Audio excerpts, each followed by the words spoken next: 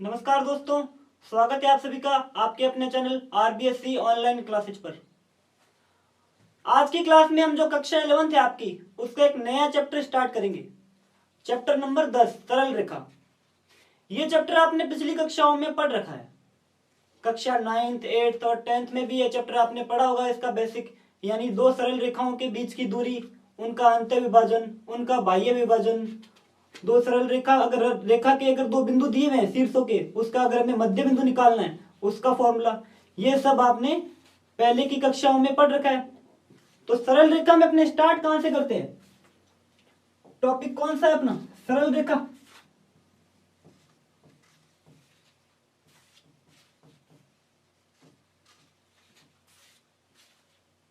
थोड़ा सा इसमें रिकैप करते हैं जो आपने पहले पढ़ भी रखा है कक्षा 10th में या 9th में। सरल रेखाएं दी हुई है अपने को। सरल रेखा कौन सी दी हुई है? ए बी कोई सरल रेखा दी हुई है। ए बी एक सरल रेखा दी हुई है, उसके अपने को शीर्ष दे रखे हैं। यानी एक सरल रेखा ये हमें दे रखी है, जिसके शीर्ष कौन से हैं? x1 y1, और ये कौन सा इसका? x2 और y2। इन दो बिंदुओं के बीच की अपने से दूरी पूछे। यानी ये ए पॉइंट है, ये बी पॉइंट है। अगर ए बी, सूत्र क्या होगा? दो बिंदुओं के बीच की दूरी। इसका फॉर्मूला होता है रूट के अंदर x1 माइनस x2 का whole square plus y1 minus y2 का होल स्क्वायर। ये फॉर्मूला आपने 10th की क्लास में पढ़ रखा है। जब बिंदु A और बिंदु B दो शीर्ष दे रखे हो एक रेखा के, तो उनके बीच की दूरी हमें निकालनी है। तो जो पहले x कोऑर्डिनेट है उनके डिफरेंस का स्क्वायर प्लस जो y कोऑर्डिनेट है y1 और y2 उनके डिफरेंस का स्क्वायर, दोनों को जोड़ के इनका क्या लेना है अपने को? स्क्वायर रूट, इनका वर्गमूल लेना है। ये फॉर्मूला किसका होता है? दो बिंदुओं के बीच की दूरी। जो अपना टॉपिक है सरल रेखा, स्टार्टिंग में उसमें बेसिक में सिर्फ फॉर्मूले ही है। यानी अंत्य विभाजन का फॉर्मूला, बाह्य विभाजन का फॉर्मूला, सरल रेखा का अगर मध्य बिंदु निकालना है उनका फॉर्मूला, त्रिभुज के क्षेत्रफल का फॉर्मूला। तो सबसे पहले हम इन फॉर्मूलों को ही डिस्कस करेंगे। नंबर फर्स्ट अपना फॉर्मूला क्या है? दो बिंदुओं के बीच की दूरी। सेकंड फॉर्मूला,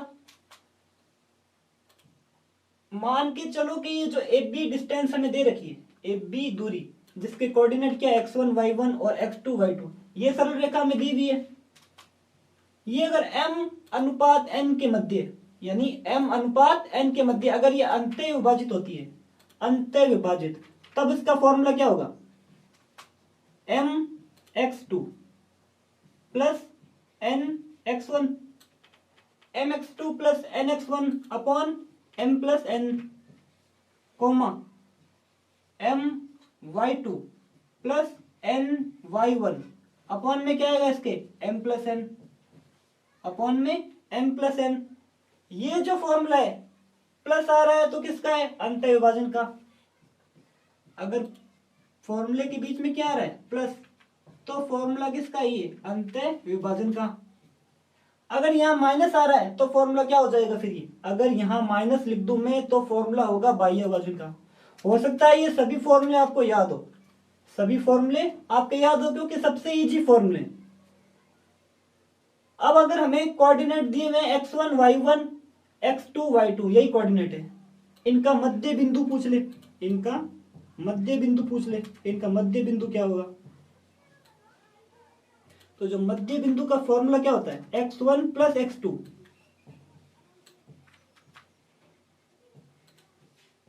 अपॉन में क्या आ जाएगा इसके? 2 कोमा y1 प्लस y2, इसके भी अपॉन में क्या आ जाएगा? 2, इसके भी अपॉन में 2। यानी x कोऑर्डिनेट को जोड़ के 2 का भाग, y कोऑर्डिनेट को जोड़ के भी 2 का भाग।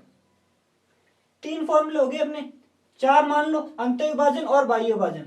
मैंने अंत्य विभाजन का लिखा है फॉर्मूला। अगर बाह्य विभाजन का लिखना हो तो यहाँ क्या आ जाएगा? जहां जहां प्लस लिखा हुआ है वहां माइनस आएगा। एक फॉर्मूला जो सबसे इंपॉर्टेंट है, त्रिभुज का क्षेत्रफल।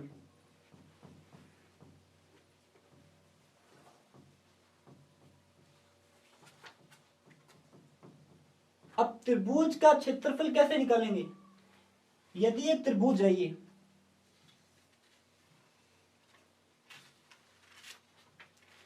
जिसके हमें क्या दिए हुए x1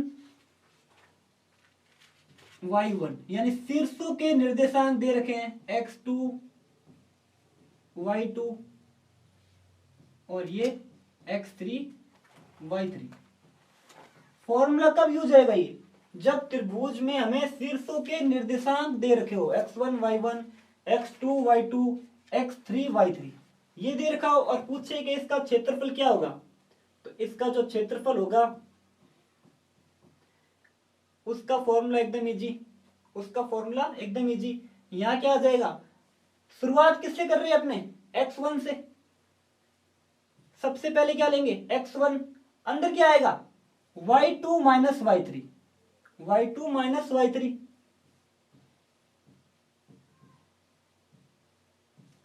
प्लस x2 लेंगे तो अंदर क्या आएगा? 1 2 3 क्रम में चल रहे हैं। x2 ले रहे हैं तो y3 माइनस y1 प्लस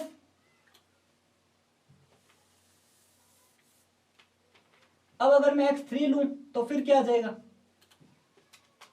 यानी 3 1 2, ये देखो 1 2 3 2 3 1 और फिर 3 1 2, y1 माइनस y2 वर्ग इकाई।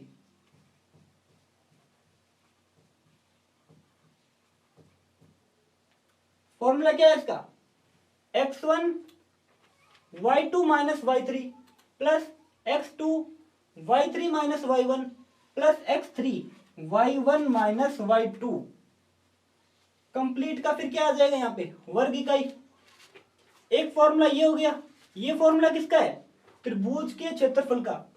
अब इस फॉर्मूले में अगर त्रिभुज के तीनों शीर्षों के अगर हमें निर्देशांक दे दे और क्षेत्रफल पूछे तब भी यही फॉर्मूला यूज लेना है।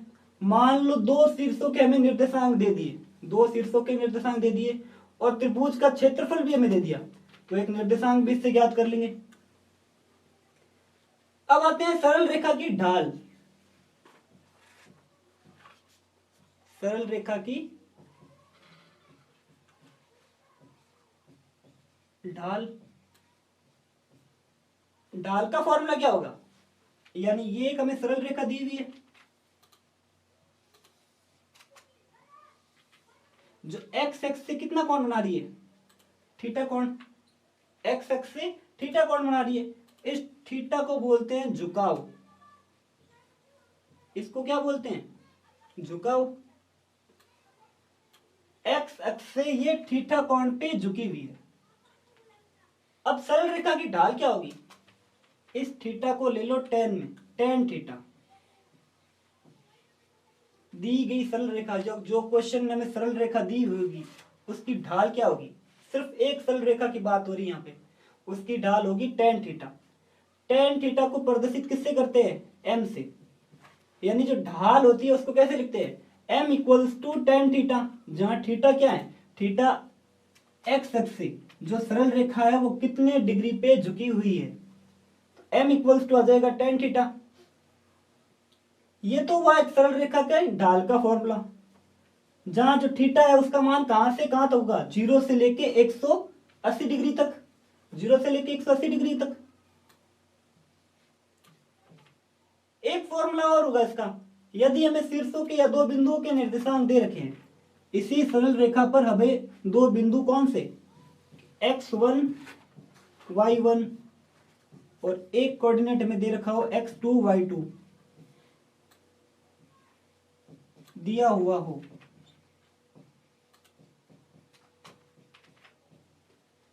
तब सरल रेखा की ढाल क्या आ जाएगी?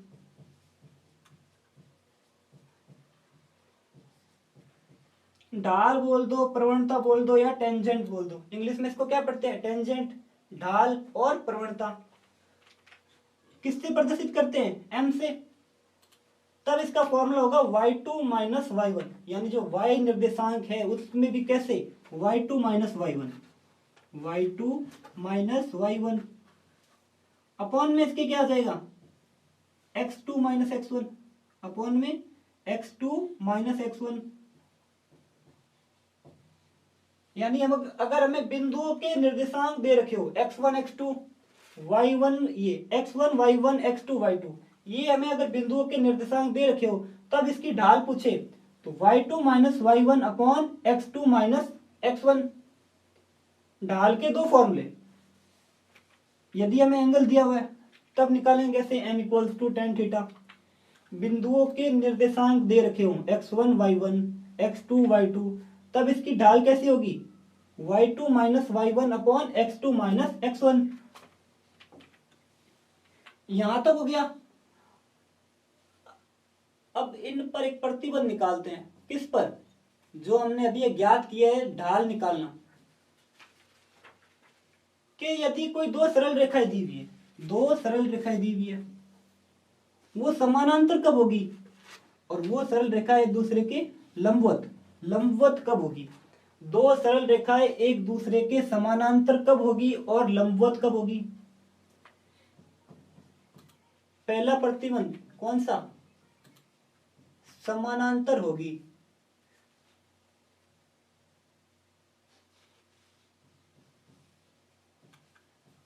कब? दो सरल रेखाएं समानांतर कब होगी? जब पहली सरल रेखा की ढाल m1 किसके बराबर हो? दूसरी सरल रेखा की ढाल m2 के बराबर हो। पहली सरल रेखा की ढाल बराबर हो दूसरी सरल रेखा के।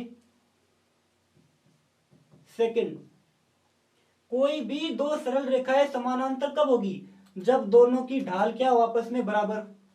अब क्वेश्चन पूछ ले कि दो सरल रेखाएं हमें दे दी, दोनों के अलग अलग जो ढाल है m की वैल्यू वो दे दी या हमें थीटा दे दिया, ढाल भी ना दे के सिर्फ झुकाव दे दिया क्वेश्चन में, तो झुकाव से tan थीटा लगा के उसकी ढाल निकालेंगे। फिर पूछेगा कि ये समानांतर कब होगी?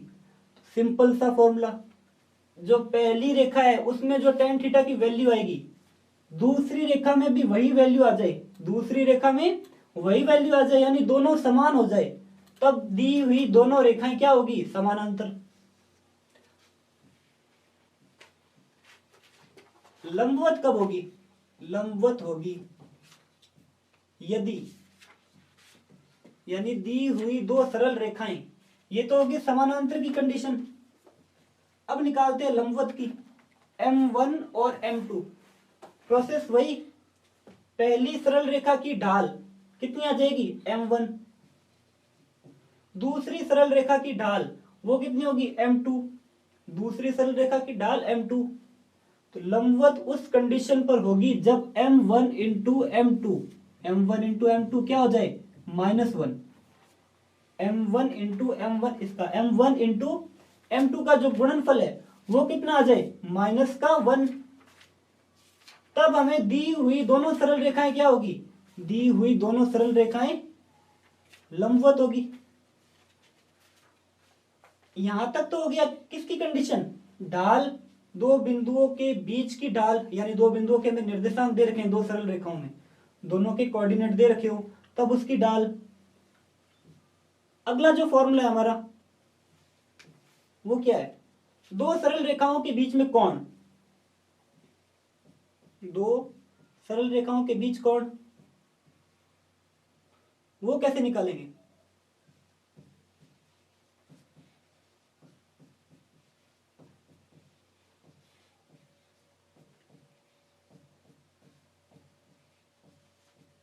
दो सरल रेखाओं के बीच कोण, सरल रेखाएं कैसे दे रखी है हमें?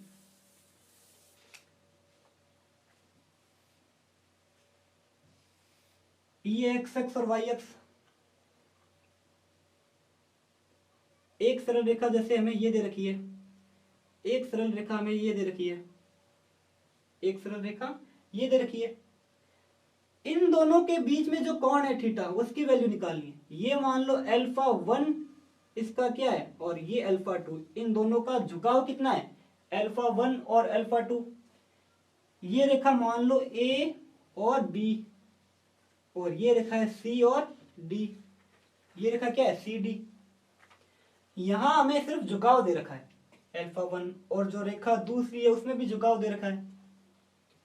तो ए बी रेखा की ढाल कितनी हो जाएगी? ए बी रेखा की ढाल अल्फा 1 है तो tan अल्फा 1 हो जाएगा, यानी m1 कितना हो जाएगा? tan अल्फा 1, पहली रेखा की ढाल। सी डी रेखा की ढाल, सी डी रेखा की ढाल वो कितनी हो जाएगी? वो हो जाएगी m2। सी डी रेखा की ढाल कितनी हो जाएगी? m2। और ये कितना हो जाएगा? tan alpha 2, tan alpha 2। ज्ञात क्या करना है हमें? दो सरल रेखाओं के बीच कोण थीटा, दो सरल रेखाओं के बीच कोण थीटा। तो tan थीटा पढ़ेंगे इसको फॉर्मूले के रूप में, फॉर्मूले के रूप में इसको क्या पढ़ेंगे? tan theta. तो tan थीटा इक्वल्स टू क्या हो जाएगा? tan alpha 2, tan alpha 2 minus tan alpha 1 upon 1 plus tan alpha 1 और tan अल्फा 2। या तो इसको tan के रूप में लिखो या इसको tan अल्फा 1 क्या होता है? m1, और tan अल्फा 2 क्या होता है? m2। तो ये फॉर्मूला ऐसे भी पढ़ सकते हैं, m2 माइनस m1 अपॉन में कितना? 1 प्लस m1 और m2। दो सरल रेखाओं के बीच कोण। एक फॉर्मूला और पढ़ दें। तीन बिंदु दे रखे हैं हमें, कौन कौन से? मानो तीन बिंदु, ये x1 coma y1, x2 coma y2 और x3 कोमा y3। ये तीन बिंदु हमें दे रखे हैं। तीनों बिंदु सररेख यानी एक ही रेखा पर, कोलिनियर जिसको पढ़ते हैं, x1 y1 x2 y2 x3 y3 सररेख होंगे। कब होंगे? यानी ये तीनों बिंदु सररेख कब होंगे? यदि सररेख के इसमें कौन सी कंडीशन लगाएंगे? इसको नाम दे दो a, ये हो जाएगा b और ये हो जाएगा c। यानी a कोऑर्डिनेट हमें दिया हुआ है x1 y1, b कोऑर्डिनेट हमें दिया हुआ है x2 y2, c कोऑर्डिनेट हमें दिया हुआ है x3 y3। सररेख होंगे यदि रेखा AB की ढाल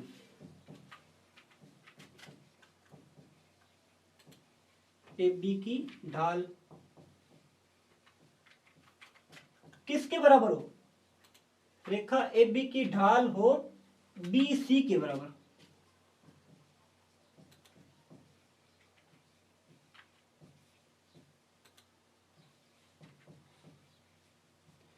क्वेश्चन पूछने के दिए हुए तीन बिंदु सररेख कब होंगे?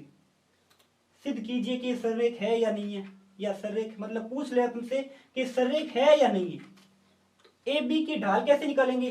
दो बिंदुओं के बीच की ढाल। जब ढाल कब? दो बिंदुओं के हमें निर्देशांक दे रखे हो, y2 minus y1 upon x2 minus x1। वो फॉर्मूला पहले ए बी के लिए लगाएंगे, वही फॉर्मूला फिर बी सी के लिए लगाएंगे।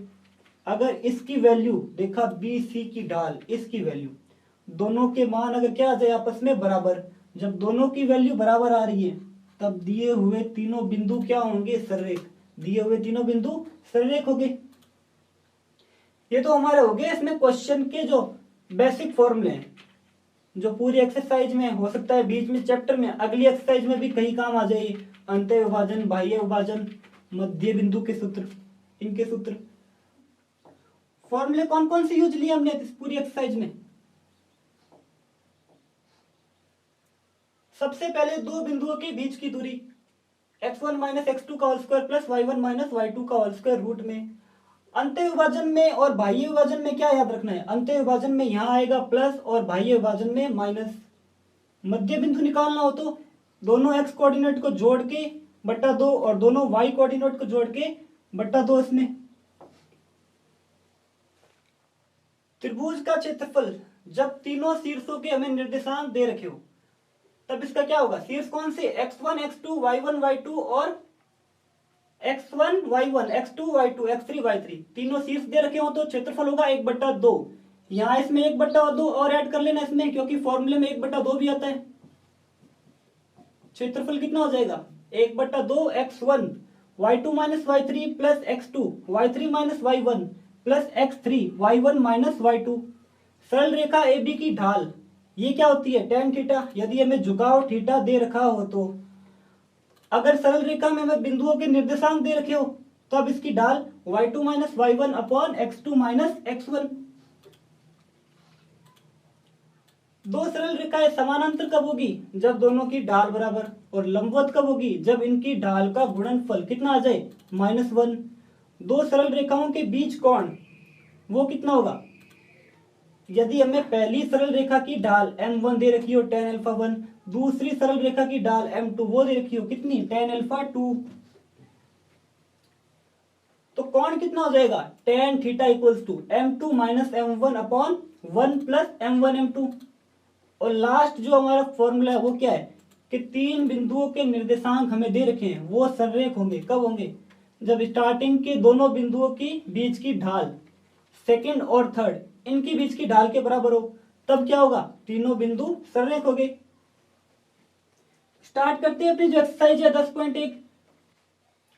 क्वेश्चन नंबर फर्स्ट क्या है अपना, कार्तीय तल में एक चतुर्भुज खींचिए जिसके शीर्ष दे रखे हैं -4,5 0,7 5, -5 और -4, -2 और इसका क्षेत्रफल निकालना है। इसका क्षेत्रफल निकालना है। सबसे पहले इसका डायग्राम बनाते हैं।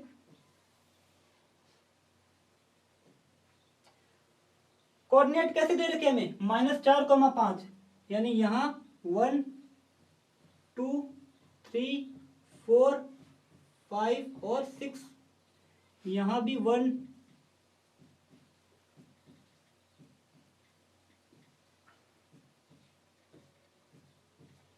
7 तक, और यहाँ किस में आ जाएंगे यहाँ नेगेटिव चलेंगे तो ये -1 -2 -3 -4 और -5, यहाँ भी नेगेटिव तो ये -1 ये -2 ये -3 और ये -4। अब पॉइंट कैसे दे रखे हमें -4,5 -4 यानी x कोऑर्डिनेट नेगेटिव और y कोऑर्डिनेट है पॉजिटिव, तो वो बिंदु आएगा यहाँ पे। फिर लिखा है 0,7 0,7 बिंदु आएगा यहाँ पे। 5, -5 x कोऑर्डिनेट कितना है प्लस का और y कोऑर्डिनेट किसका है नेगेटिव का, तो 5,5 ये कोऑर्डिनेट आएगा यहाँ पे। और लास्ट जो हमें दे रखा है -4, -2 तो ये कोऑर्डिनेट आएगा यहाँ पे। अब इन सभी को मिलाते हैं।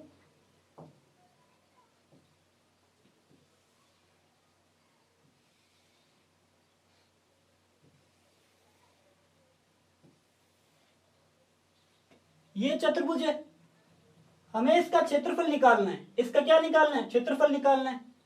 तो इसमें एक विकर्ण और खींचते हैं, इसको दो त्रिभुजों में बांटते हैं, इसको दो त्रिभुज में बांटते हैं। चतुर्भुज कौन सा है ए बी सी और डी, जहां ए बी के निर्देशांक इसके क्या है ए के -4,5 ये 0,7 5, -5 और लास्ट -4, -2। अगर यहां इन दोनों त्रिभुजों की बात करें, त्रिभुज ए बी सी और त्रिभुज ए सी डी, इन दोनों के त्रिभुज का क्षेत्रफल निकाले और दोनों को ऐड कर दे, तो फिर जो क्षेत्रफल होगा वो किसका होगा कंप्लीट चतुर्भुज ए बी सी डी। तो त्रिभुज लेते हैं ए बी सी,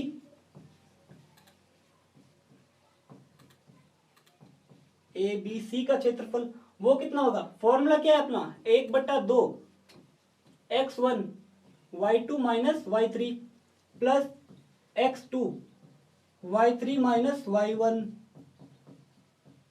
x3 और y1 माइनस y2, ये फॉर्मूला है अपना। अब यहां इसमें वैल्यू रखते हैं तो 1/2 x1 यहां पर कितना है -4, x1 -4। फिर किसको घटाना है y2 minus y3, y2 7 minus y3, minus यानी माइनस इंटू माइनस प्लस 5, क्योंकि एक फॉर्मूले का माइनस और एक कोऑर्डिनेट भी हमें किस में दे रखा है माइनस में, तो -5 पहले का इसका और माइनस फॉर्मूले का, 7 + 5 प्लस x2 कितना है 0, और y3 - y1, y3 हमें कितना दे रखा है -5, और y1 कितना दे रखा है 5, प्लस x3 हमें दे रखा है 5, और y1 दे रखा है 5, और y2 दे रखा है 7। ये सभी हमने वैल्यू यहाँ पे रख दी। तो फिर ये कितना हो गया 1/2 माइनस का 4 इंटू कितना 12 प्लस 0, और ये हो जाएगा 5 - 7 कितने होते हैं -2 इंटू 5 यानी -10। 1/2 अब -4 इंटू कितने होते हैं 12, 12 चौक 48 यानी -48, और ये -10। कंप्लीट कितना हो गया 1/2 -58। अब -58 को किससे डिवाइड करना है 2 से, -58 को 2 से डिवाइड, तो कितना आ जाएगा 29। लेकिन क्षेत्रफल कभी नेगेटिव नहीं होता, क्षेत्रफल हमेशा क्या होता है धनात्मक। तो ये कितना आ जाएगा 29 वर्ग इकाई। ये हमने निकाला है किसका त्रिभुज ए बी और सी का क्षेत्रफल। अब बात करते हैं त्रिभुज ए सी और डी का क्षेत्रफल। त्रिभुज ए सी डी का क्षेत्रफल, जहां ए बिंदु क्या है -4,5, सी बिंदु क्या है 5, -5, और डी बिंदु क्या है अपना, डी बिंदु है -4, -2।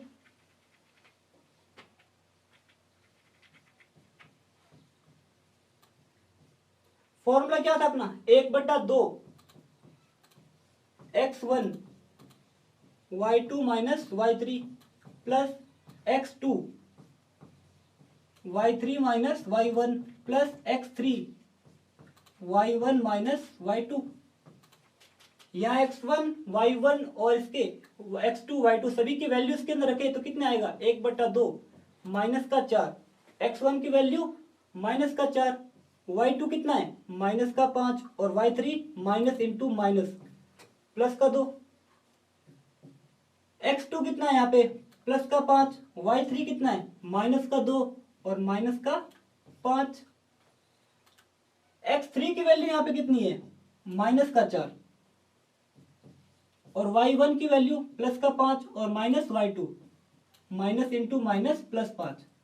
एक फॉर्मूले का माइनस और एक यहाँ पे जो हमें कोऑर्डिनेट दे रखा है वो भी किस में माइनस में। तो 5 प्लस कितना हो जाएगा ये 5,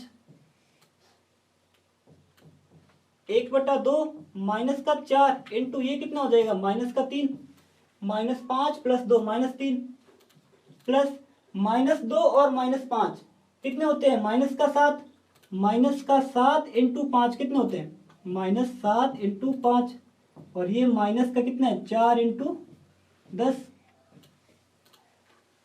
सभी को ऐड करते हैं इसमें तो 1/2 माइनस इंटू माइनस कितने हो गए माइनस का ही 4 और माइनस का ही 3 माइनस का 12 -35 और यहाँ कितना हो जाएगा ये -4 इंटू 10 -40। 35 और 40 कितने होते हैं 75, 35 और 40 75। अब 75 में से हमें कितने घटाने हैं 12, तो ये कितना आ जाएगा 63 किसमें नेगेटिव में। अब 63 को अगर 2 से डिवाइड करें तो इसका आंसर कितना आ जाएगा, यहाँ 2 3 6 31.5 63 को अगर 2 से डिवाइड करें तो कितना आएगा 31.5। नेगेटिव हमें लेना नहीं है क्योंकि क्षेत्रफल क्या होता है, क्षेत्रफल हमेशा धनात्मक।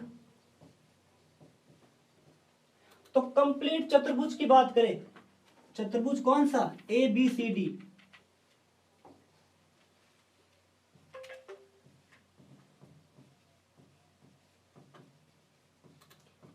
ए बी सी डी का क्षेत्रफल क्या होगा, दोनों त्रिभुज के क्षेत्रफल का योग, दोनों त्रिभुज के क्षेत्रफल का योग। इसका का कितना है अपने 29 और इसका है अपने पास 31.5, दोनों को ऐड करें तो ये कितना हो जाएगा दोनों को 50.5, 50 नहीं 60.5 इसमें, दोनों को ऐड करने पर 29 और ये कितना है 31.5। तो ये 0.5, 3 दूनी 3 और 2 कितने होते हैं 5 और 1 6, 60.5। यानी जो अपने पास जो क्षेत्रफल आया वो कितना आया 60.5। अगला क्वेश्चन लेते हैं इसका। 2a भुजा के समबाहु त्रिभुज का आधार y अक्ष के अनुदिश इस प्रकार है कि जो आधार का मध्य बिंदु है वो किस पर है, मूल बिंदु पर है। तो त्रिभुज के शीर्ष ज्ञात कीजिए। क्या ज्ञात करना है हमें, त्रिभुज के शीर्ष। पहले तो ये डायग्राम बनाते हैं इसका।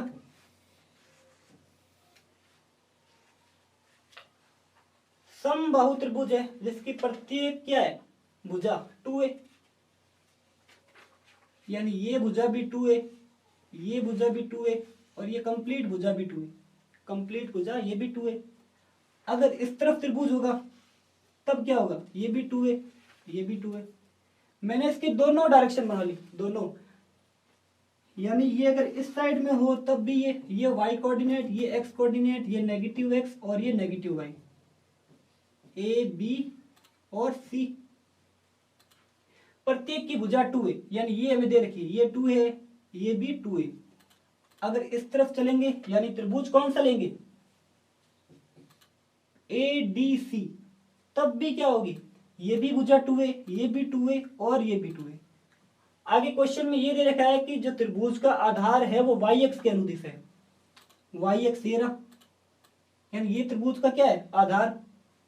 आधार कैसा है, आधार इस प्रकार है कि आधार का मध्य बिंदु मूल बिंदु पर है, मध्य बिंदु मूल बिंदु पर है। यानी ऊपर की जो ये इसको O कोऑर्डिनेट माने, इसको O बिंदु दे, तो AO बराबर कितना होगा OC।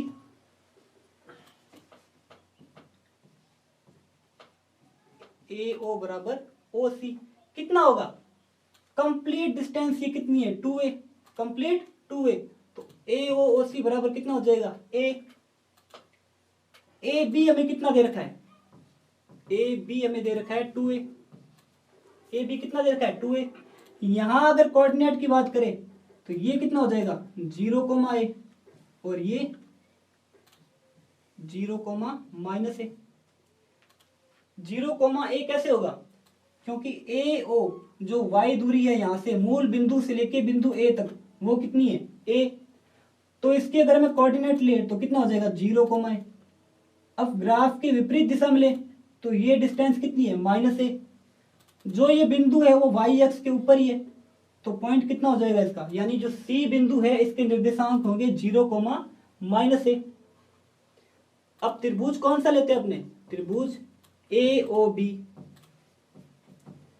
कौन सा त्रिभुज है ये, समकोण त्रिभुज है जिसके अंदर हमें ये डिस्टेंस दे रखी है, ये डिस्टेंस दे रखी है, ये कितनी है a, ये 2a। क्वेश्चन में बता रखा है कि जो AC है y अक्ष के अनुदिश वो क्या है आधार, तो आधार यहाँ पे क्या हो जाएगा AO। ज्ञात क्या करना है हमें OB, ज्ञात OB ज्ञात करना है। तो OB बराबर क्या हो जाएगा, रूट के अंदर कर्ण कितना है इसमें AB, यानी AB का स्क्वायर माइनस कितना OA का स्क्वायर। AB का स्क्वायर कितना होगा 4A स्क्वायर, 4A स्क्वायर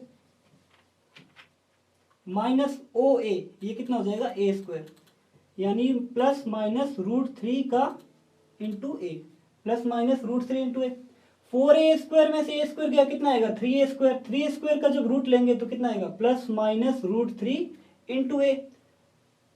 अब प्लस कहाँ लेना है और माइनस कहाँ लेना है, अगर मैं त्रिभुज इसकी बात करूं ABC तब इसके कोऑर्डिनेट क्या हो जाएंगे √3 इंटू 0, क्योंकि हमने जो OB डिस्टेंस है वो निकाल ली है, x दूरी वो कितनी आई हमारे पास √3, वो कितनी आई है √3 है। अब यहां पर यही बिंदु अगर इस तरफ लेते यानी जो D कोऑर्डिनेट है वो लेते, तब क्या लेते, ये लेते फिर नेगेटिव, क्योंकि यहाँ जो x कोऑर्डिनेट है वो क्या है, यहाँ x कोऑर्डिनेट नेगेटिव में चलेंगे, यहाँ x कोऑर्डिनेट किस में चलेंगे नेगेटिव में चलेंगे। तो यदि B बिंदु की बात करें तो प्लस का √3 और D बिंदु की बात करें तो माइनस का √3। अतः जो निर्देशांक क्या होंगे इस त्रिभुज के,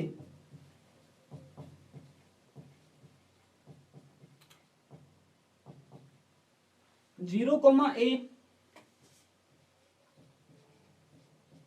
0 कोमा कितना माइनस ए, और √3 कोमा 0, √3a कोमा कितना हो जाएगा इसमें 0। त्रिभुज किसकी बात करें, ए डी सी की, तब दो कोऑर्डिनेट तो सेम रहेंगे, दो कोऑर्डिनेट सेम रहेंगे। जो डी कोऑर्डिनेट है उसका मान कितना आ जाएगा, माइनस का √3a, माइनस का √3a कोमा 0। अगला क्वेश्चन लेते हैं इसका, क्वेश्चन नंबर 3, x1 y1 और x2 y2 के बीच की दूरी ज्ञात कीजिए जब PQ yx के समानांतर हो और PQ xx के समानांतर हो। पहला पार्ट लेते हैं इसका, कोऑर्डिनेट कौन से दे रखे हमें, P x1 y1 और दे रखा है Q x2 y2। अब ये कह रहा है कि जो PQ है वो yx के समानांतर है। कैसे, ये yx के समानांतर ऐसे होगा, जहां ये बिंदु मान के चलो P है और ये बिंदु क्या है, Q है, तो P बिंदु के निर्देशांक क्या होंगे, x1 y1 और Q बिंदु के x2 y2। अब यहां इस बिंदु पर क्या होगा, किसके समानांतर चल रहे हैं अपने, yx के। जब yx के समानांतर चल रहे हैं तो ये x1 और x2 तो बराबर होगा, x1 और x2 बराबर होगा, चूंकि PQ क्या है, yx के समानांतर है। अतः x1 बराबर किसके हो जाएगा, x2, x1 बराबर x2 होगा।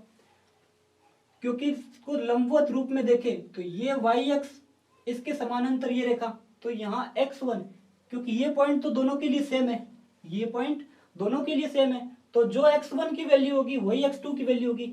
अतः जो PQ डिस्टेंस होगी वो कितनी होगी, रूट के अंदर x1 माइनस x1 कर दो या x2 माइनस x2 कर दो, क्योंकि दोनों आपस में बराबर है, x1 माइनस x1 का whole square plus y1 minus y2 का whole square, y1 minus y2 का होल स्क्वायर, इसकी वैल्यू आ जाएगी 0।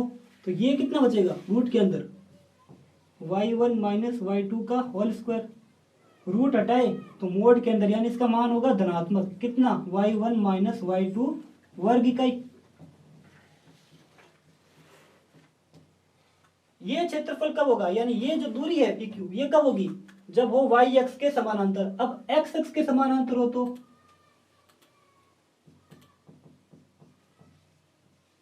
PQ क्या हो इस बार, xx के समानांतर।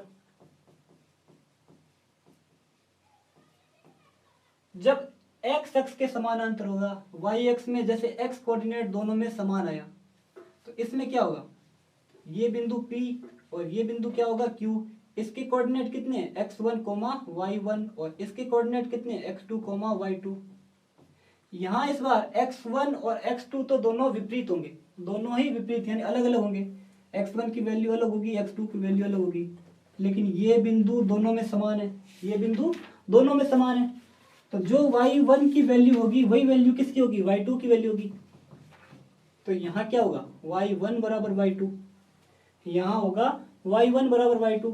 तो PQ डिस्टेंस कैसे निकालेंगे, रूट के अंदर x1 माइनस का x2 whole square plus y1 minus का y1 होल स्क्वायर, तो इसका मान आ जाएगा 0। ये कितना बचेगा, मोड x1 माइनस x2, कितना वर्ग इकाई, वर्ग इकाई, क्योंकि y वाली टर्म क्या हो रही है इसमें कैंसिल हो रही है और उसमें x वाली टर्म कैंसिल हो रही थी। अगला सवाल लेते हैं इसका, x अक्ष पर एक बिंदु ज्ञात कीजिए जो 7,6 3,4 बिंदु से समान दूरी पर हो। बिंदु किस पर लेना है हमें, बिंदु लेना है x अक्ष पर। तो x अक्ष पर बिंदु कैसा होगा, a,0, क्योंकि x अक्ष पर y कोऑर्डिनेट कितना होता है, y कोऑर्डिनेट 0 होता है। इस बिंदु की 7,6 और 3,4 इन बिंदुओं से क्या है, समान दूरी है। तो जो x अक्ष पर जो बिंदु है a,0 उसकी वैल्यू में निकालनी है। 0 तो वहां पे कोऑर्डिनेट में पहले से दे रखा है, बचा कौन, सिर्फ a, तो a की वैल्यू निकालनी है। इसको अगर नाम दे अपने, ये बिंदु है P, a बिंदु कितना दे रखा है हमें 7,6 और b कोऑर्डिनेट हमें दे रखा है 3,4, तीनों दे रखे हमें।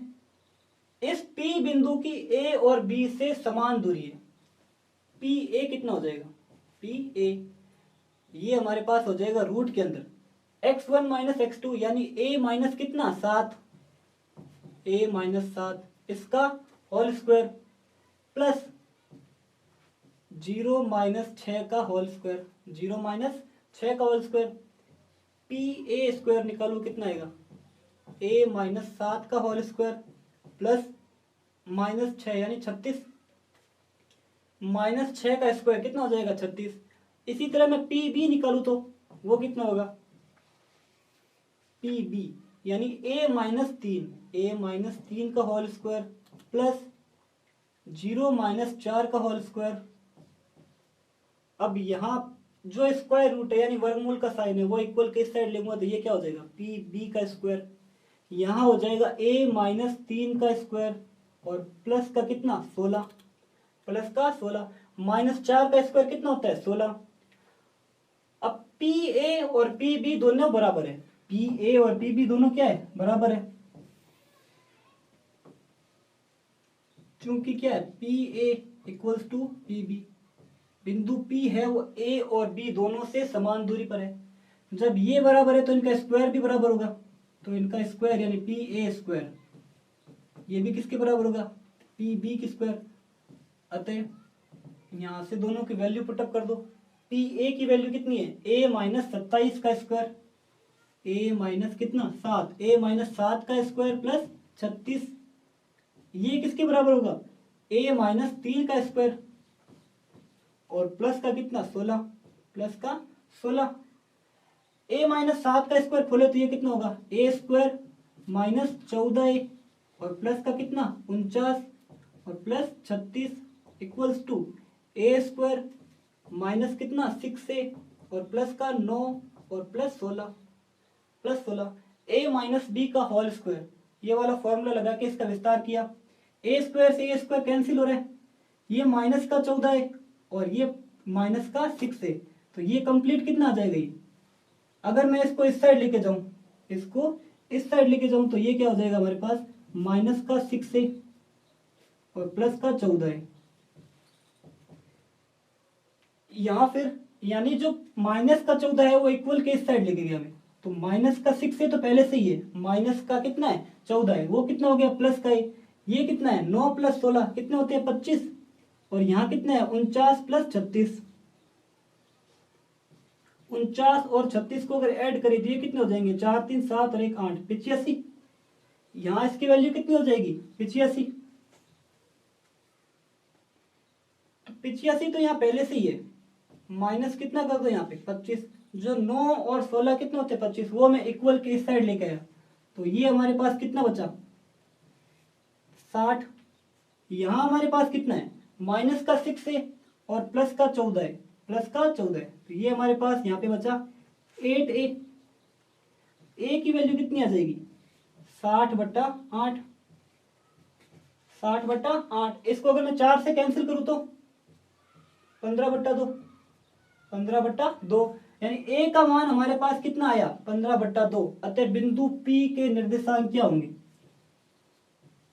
अतः जो बिंदु P होगा वो क्या होगा, वो होगा हमारे पास 15/2, 0, 15/2, 0। ये था हमारा क्वेश्चन नंबर 4। आज की क्लास में हम इतने क्वेश्चन करेंगे, अगली क्लास में जो हमारी एक्सरसाइज है 10.1 उसको हम कंप्लीट करेंगे। आपको इसके साथ साथ नोट्स बनाने हैं और कहीं भी प्रॉब्लम आ रही है क्वेश्चन में या बेसिक्स से रिलेटेड तो आपको कमेंट करके जरूर बताना है। मिलते हैं फिर अगली क्लास में, तब तक के लिए धन्यवाद।